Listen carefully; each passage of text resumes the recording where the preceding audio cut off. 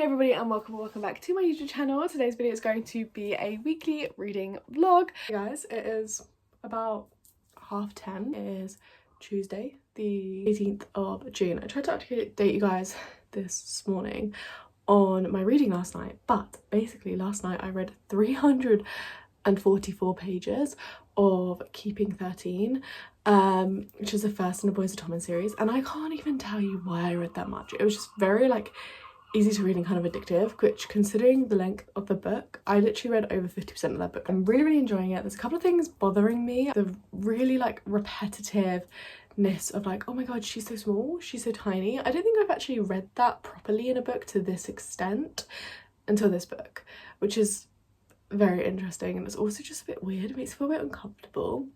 Also, I will say the ages in this book, and I know that this really does bother people who really dislike this series. One of the main reasons is because of the ages of our main characters. And I want to preface this by saying that I live in the UK, and I don't know if it's different in the UK to the US, but in the UK, the age of 16 is the age for consent. The age of 18 is obviously your official adult, and 21 is everything is open and available to you. And in this book, our main character is 15 but almost 16, and she quite early on in the story has become 16, so she's now 16.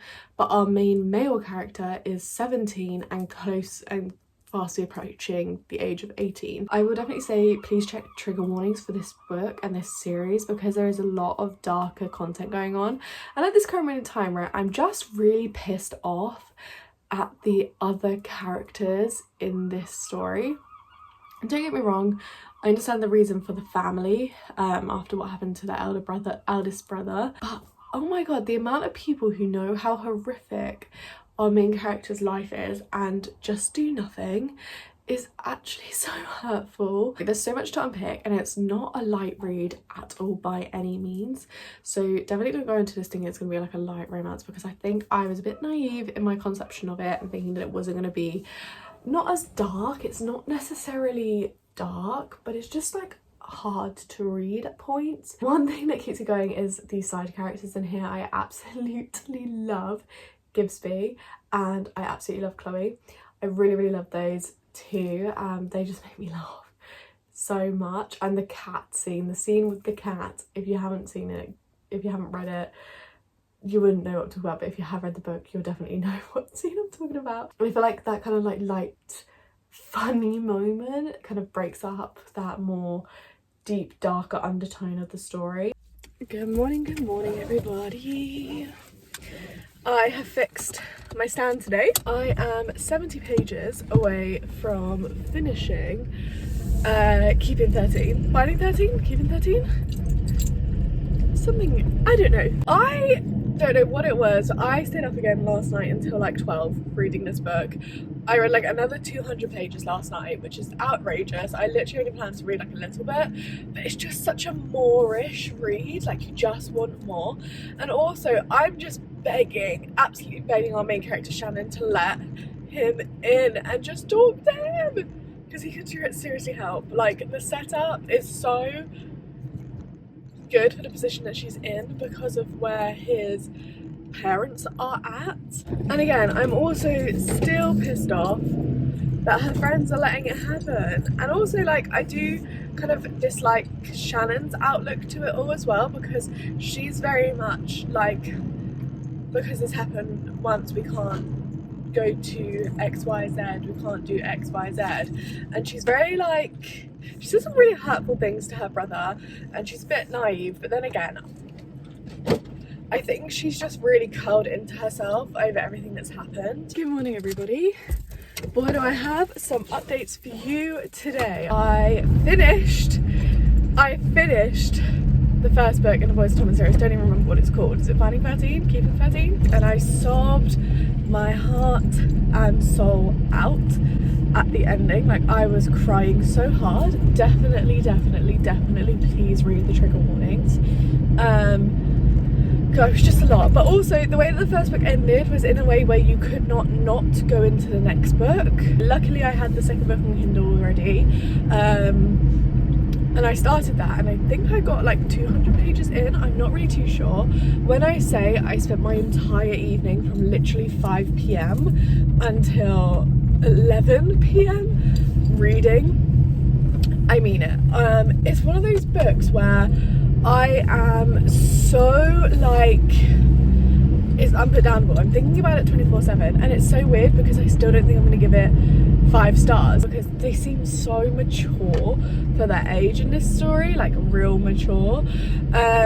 Also, like, hate the female character's family and her mum, as you would predict, but her mum is like, the accusations that she is throwing around are not okay. Hey everybody, so I wanted to give an update. I haven't actually updated in a while. I am about halfway through Keeping 13, but the reason why I actually picked up the camera to vlog is because my first ever Illumicrate box came in the mail. I have got the monthly subscription from Illumicrate, and I have the whole subscription, so I don't have the book only. I have everything with like the knickknacks and everything as well. This is the first ever book box that I have ever had. I have been on the waiting list for a good year. I'm so excited to have my first ever book box, and I just wanted to say first, it may seem extra, and I completely understand that for those of you who feel that this is very, very extra, that's completely fine. I completely understand. I respect your opinions. However, for me, this has been like a dream come true to be able to afford this and treat myself to this. Books are literally my passion. I love them. I love owning them. I love any bookish thing, and I have just always dreamed of being part of a book box. A couple of the books came a little leaflet. This month's theme was I Will Fly. This is the June 2024 box, by the way, and inside you have all of the creators of anything that was made, and then you also have the description of the book, and you have a hint for July's book box as well. You get 4 kind of bookish things in here. The first thing that I opened was this right here, and this is an Illumicrate metal bookmark, and this is inspired by The Bone Shard Daughter by Andrea Stewart.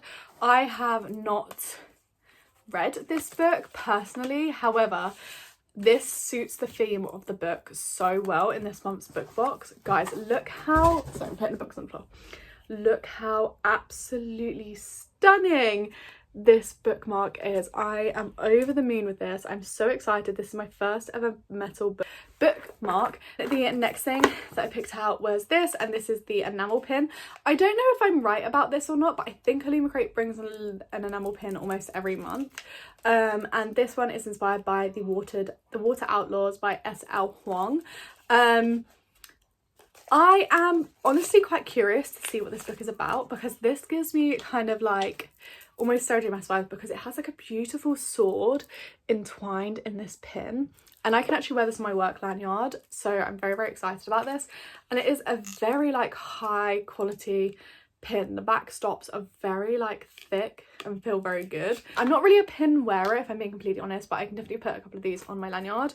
It might be something that I look to pass on to like some of my nieces later on if I do end up getting a lot of these. But yeah, again, I'm very, very excited, and I've never read this book either, but it does seem like something that I would like with that little dagger in it. This is the Illumicrate Singing Hills mechanical pencils, and these are inspired by the Empress of Salt and Fortune by Nevo, and I believe Nevo actually writes a book that I am interested in reading, so I am very happy to own these. The sides of these are so pretty. Got the little eye for Illumicrate, and then you've got the information on the front, and it kind of just pulls out like a little drawer, and I have since broken the ribbon.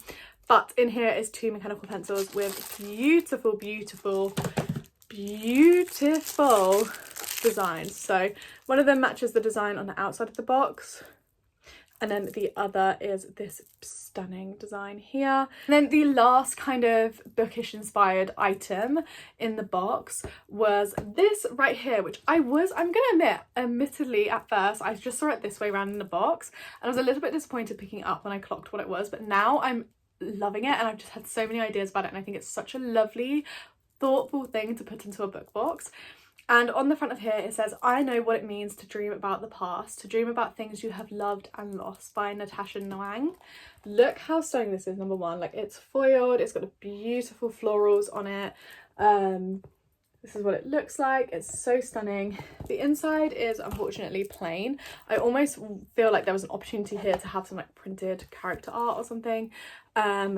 But I'm not completely disappointed because this is a photo album and I actually do not own a photo album. Finally at the bottom, wrapped in bubble wrap, which I really do appreciate. It's book of the month and I'm so excited. I've never heard of this book, I've not heard anyone talk of this book, but it's so pretty and I've read the synopsis and it sounds like something that I'm going to absolutely love. So here we go. Sorry, I'm so sorry, but I'm just ecstatic to be holding something like this in my hands. Look at these edges. Oh, it's the stencil edges that gets me every time. They're just so pretty. Obviously what's more important is what the book is about, but still the way that this book is designed is just beautiful. Honestly, I feel they have pulled this off so well. So I believe this is a custom dust jacket. The book is of Jade and Dragons by Amber Shen. Then we've got these stunning stenciled edges of a dragon here. Looks like a water dragon. These are in perfect condition. Like, look how perfect this print is. And then we've also got the top is like almost watery wave vibes, and so is the bottom. So top and bottom are kind of the same, and then the side is a stunning dragon. I just feel like it matches the feel and the vibe of the book so much, and I also feel like the items in the box match this book so well. Look at the naked hardback, and it is a printed design.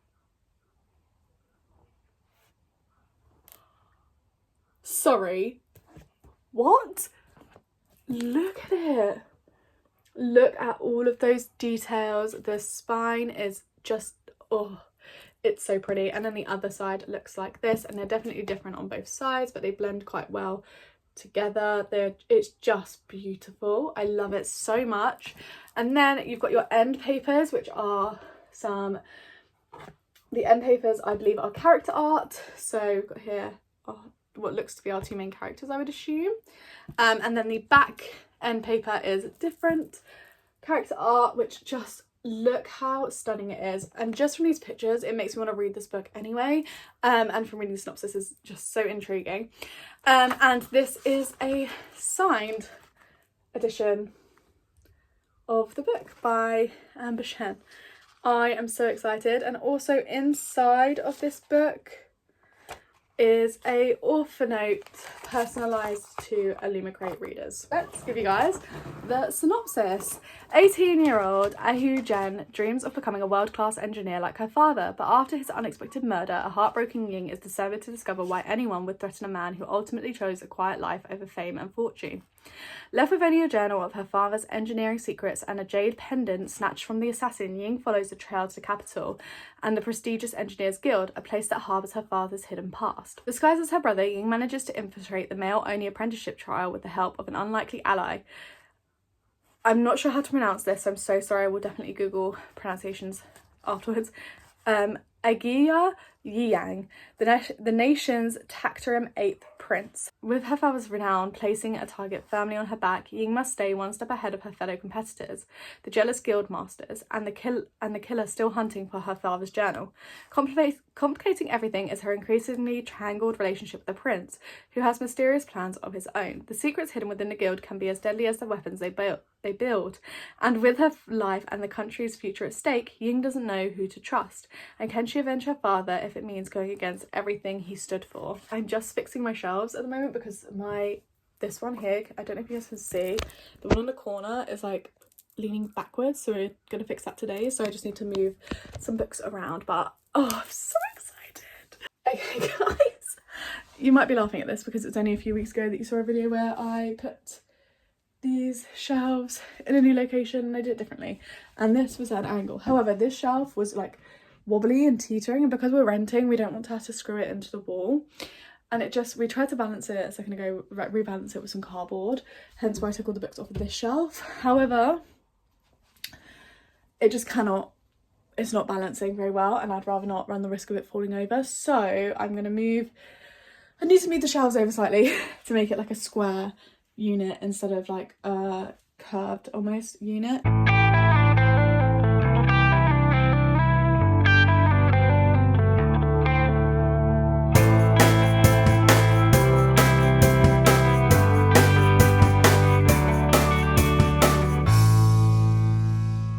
Okay, so I'm gonna just zoom out a little bit Here is what the overview of the shelves are looking like. I changed them to be kind of like a corner instead of smooth. Like I said, the importance was on safety and less on the corner vibe. But I still feel like this gives a really good vibe. And yeah, I really love it. So up the top, I've just got like little knickknacks. These are our drawers that we built at Disneyland. And then I've got the 50-year backpack. I've got 2 of my clutch purses, coin bank, what's that called, like just like a literally 2 P's in there and 1 piece, and then my happy sad little thing. Most of the top shelves are empty because I fill my bookshelves from the bottom to top, because you want weight on the bottom of shelves, otherwise they are just going to fall off the wall, especially if they're not secured. These are 2 books that are still on my Vinted, so if you're interested, I still have the Waterstones exclusive with bonus content, Ninth House by Lever Dugo paperback, and I also have Lessons in Chemistry. And then over here are the books that I have read so far this month. I am on fire this month, and I've also read 2 Kindle books, one of which being over 600 pages, and I'm halfway through the next that's almost 700 page book as well. So I've read a ton of books this month. So we've kind of over here got fantasy romance shelves, and then over here is more of my like romance shelves. So what we have is we have 3 rows of romance, as you can see here, and then we have my thriller and crime and horror. And then on the bottom we have like graphic novels and manga. But yeah, this is what the shelves are looking like. And I'm actually really happy with them. And with the romance, I tried to do not a complete ombre, but I tried to make it so that it's less chaotic, because I just feel like when it's like random colours everywhere, because all the spines on romances are so bright, unless they're dark romance, it's so hard. So I tried to kind of put all of the pink together, but not like a pink shelf, just kind of like an ombre, because you can still see I have pink here and purple here and blue, like, so it's not in rainbow order, but it's just like in a way that doesn't look as chaotic in my brain anyway. Good morning everybody. Sorry if you can hear my car quite loud. My car is just warming up, but I'm 75% through Keeping 13 right now, and I've just heard just read what kind of action could happen, and I'm very excited to see where this goes. I'm so excited to hopefully get a bit more of a happy ending for one of our main characters than what they already have. I am very excited to get home and read. I don't know if I will read the rest of the book tonight, or if I just have enough time to read like half, like maybe like 5%, and then read the last 10% tomorrow. We'll see how much time I have. I am staying a little bit later at work today because I've got some prep to do for tomorrow. Okay guys, I got to work like super early, so I thought I would just give you guys an update whilst I'm waiting in the car. I finished Keeping 13 last night, and by God, it was a journey. It was a journey. I feel because of the age of the characters, I didn't feel like I got enough closure on the whole situation by the end of the story, but I know that I probably have a lot more coming with the rest of the series, and I definitely want to read the rest of the series. I think I've spoken about this before on my channel, but I tend to not enjoy books surrounding addictions, and it's not really like a judgmental thing or anything like that. It's just that I haven't found one that was done well enough for me to feel comfortable in the portrayal of addiction, I guess. And I'm excited because I know that in this series we're definitely going to have a bit of that kind of conversation around addiction and reliance on addiction, and I think that's like a very interesting topic, and I'm excited to see how Chloe Walsh deals with that, because obviously it's a very sensitive topic. But yeah, I finished Keeping 13. I think I'm gonna give it 4 stars. It just quite isn't taking over to that 5-star for me. So the first book was for 4.5 stars and this book's 4 stars. I think what it was is, I don't really know what it was. This book was just a lot darker in tone than the first book. You do kind of start to get a little bit more of that kind of happier ending, but you only get like 10% of that at the very end of the book, and I feel like I needed more of that closure for our main character, but obviously that's not how time heals, you know, and they're still young and they've still got years to go and years to know each other. Yeah, I'm excited for the next book. I believe it follows Joey Lynch, who is our female main character's brother in the first 2 books I've just read. So I'm very, very, very excited to get my hands on those books. I will probably be purchasing them on Friday or Saturday. But yeah, I'm very, very excited. I finished that. I'm currently not reading anything because normally if I get to work early I would just read on my Kindle or have my book in my bag, but I didn't start anything last night after finishing Keeping 13. I think I just needed a moment to sit with the book. I also picked up Filthy Rich Vampires 3 Queens by Geneva Lee, which I think I told you guys that I purchased this from Vinted, but yes, I got this, and I got the 4th book, which is the last book in the series, and this one's only short, and I have got to chapter 8, which is page 44. This book is like 200 pages. This one is very, very interesting. Can't really talk much about it because it's the 3rd book in a series, but it basically follows a group of filthy rich vampires, but in particular you follow a human girl who is in an orchestra who catches the eye of one of these filthy rich vampires at an event, and yeah, from there a lot of things ensue. If you enjoyed Twilight and you really enjoy an addictive, fast-paced, easy-to-read world, you'll love this. I'm going to go ahead and get some reading done and just chill and have a sleep because I've had a bit of a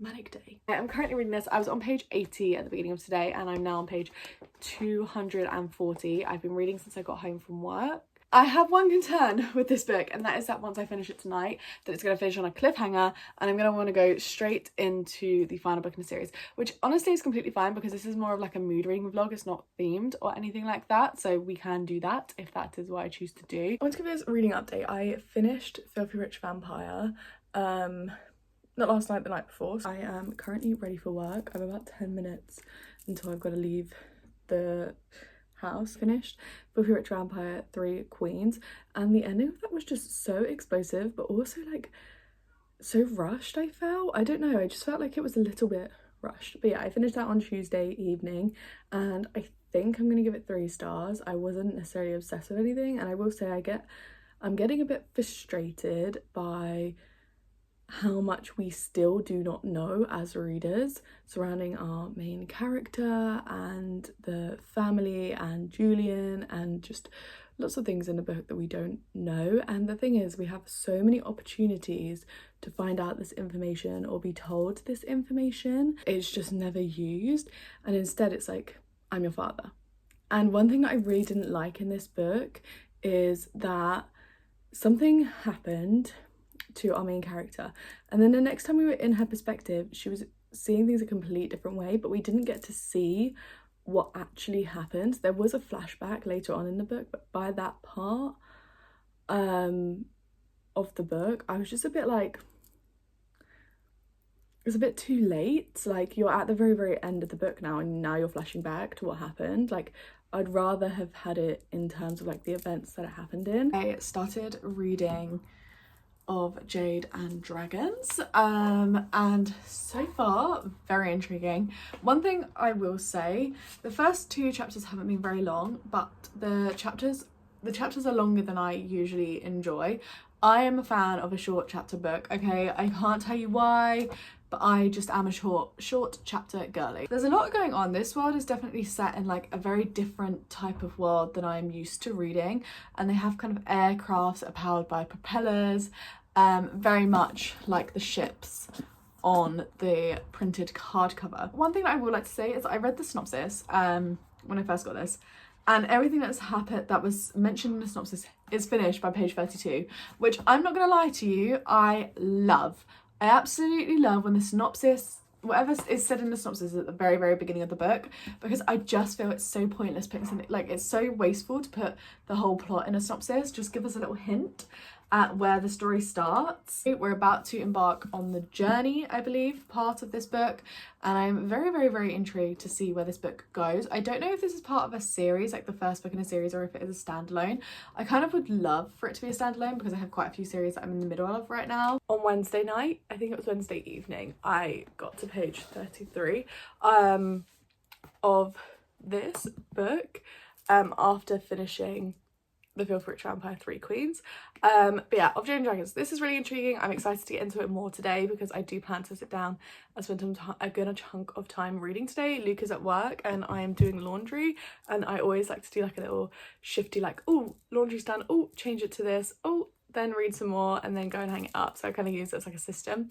But last night I had a bath, and I didn't want to take this is gonna sound so like pedantic, but I didn't want to take this into the bath just in case I got water damage on it. I decided to pick up a different book, and the book that I chose was Next of Kin by Hannah Bonham Young. This one is a very, very, very different romance setup than I have ever read before. I believe both of our main characters have been in the foster care system, and they are fighting for their siblings via the next of kin route to be their designated safeguarders. However, they both are failing on one of the points. So our female main character is failing on the income proof, and our male character is failing on the home situation because he only has a 1-bedroom apartment. With that being said, there's a scheme where you can put two prospective guardians into a household so that they can profit from each other mutually. So it's like a mutual profit between the two. So he gets a house, she gets the stable income banner for her. I got to page 105 last night in the bath. This will probably be such an easy read for me to just fly through. Okay guys, I have been reading for about an hour on page 94 of Jade and Dragons, and so far I'm actually really enjoying this. I know I sound surprised, but it's just a very, very different kind of world and premise than I think I've ever been in before. Very much enjoying it. We're about to get to, I think, probably going to be my favourite part of the book, about 100 pages in. I think the next, couple of 100 pages are probably going to be my favourite because it's definitely kind of got that trial-based moment in. I will say I feel as though quite a few books I have read, like fantasy books this year, have had that trial-based part to them, like plots to them, which is really intriguing. This one is so different, and I'm really enjoying the talk on the mechanics side of things. If you are someone who enjoys kind of like inventions and mechanics and new things, I think you'd really enjoy this world. The world is just very different to anything that I've ever read before, and I really am enjoying that focus on kind of like the guild and the professionalism and the guild, the mechanics, and how everything's working. It's just really blowing my mind. Okay guys, I look a bit crazy. My hair's gone a bit frizzy. I'm so sorry. I apologise for it. But I just booked my graduation. That feels surreal to say.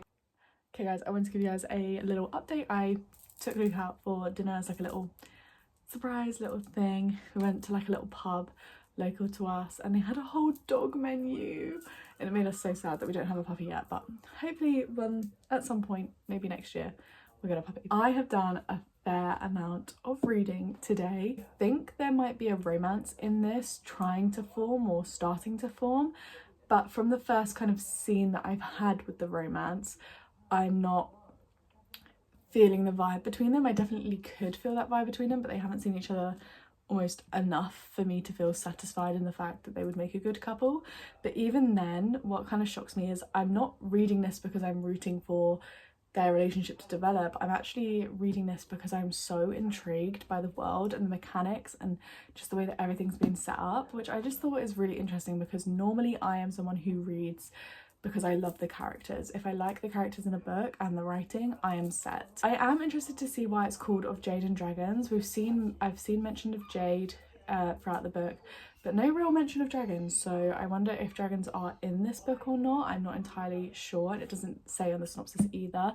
And if you're wondering what I'm on about the mechanics, I'm on about kind of like these kind of airships and craft ships and cannons, and we do have a bit of a mystery that we're trying to kind of unravel as well throughout this story that I'm really enjoying also. This has really opened my eyes to a completely different style of writing that I'm actually loving. Like, I'm obsessed with this. I'm obsessed with taking my time to read it, taking breaks in between, just really soaking up this world.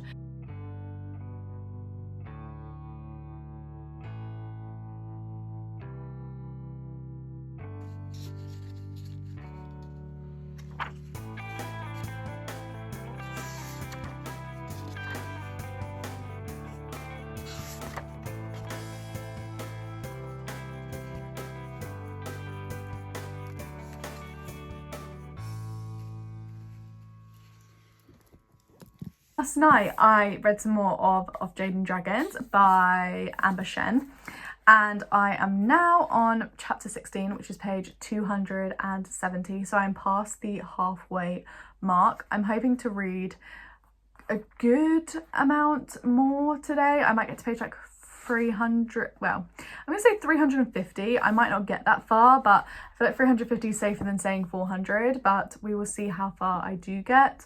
I am loving this. All of today, whilst we were out and about and on the train to Brighton, all I was thinking about was how much I wanted to be reading this book. And I didn't end up taking it with me as my book in my bag. Yeah, on the train, I did get to page 171, which is chapter 24. I am past halfway with this book, believe it or not, even though it doesn't look like it. When I was reading this on the train journey to Brighton, I just was feeling a little bit like, I don't want to read right now. And I know it's because I wanted to be reading of Jade and Dragons. So I think for tonight, I'm not going to be reading any more of Next of Kin, but we are past the halfway mark now. Good morning, guys. So I thought I'd give you guys a reading update whilst I just quickly finish off my makeup. I have pretty much exactly 100 pages left of this book, and I am dying to finish it. I'm absolutely loving it. I'm so compelled to read this. It's so different to anything else that I've read before, and I really love that focus on the mechanics and the mechanisms. I also just really like this world. It's like such an interesting world following 9 isles, but there's actually 10 isles, and then apparently there's a land further than that of green people is what they called them, or green coats, who first made like airships and things, and that's where they've kind of got the design from. I am bracing for betrayal. I don't know why, I've just got this feeling that some people aren't as good as they say they are or think that they are.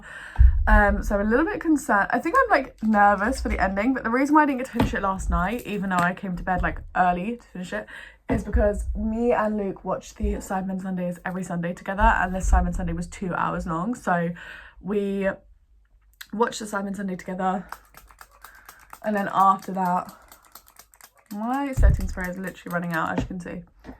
But then after we watched the Sidemen Sunday together, it was so late already. It was like 11 p.m.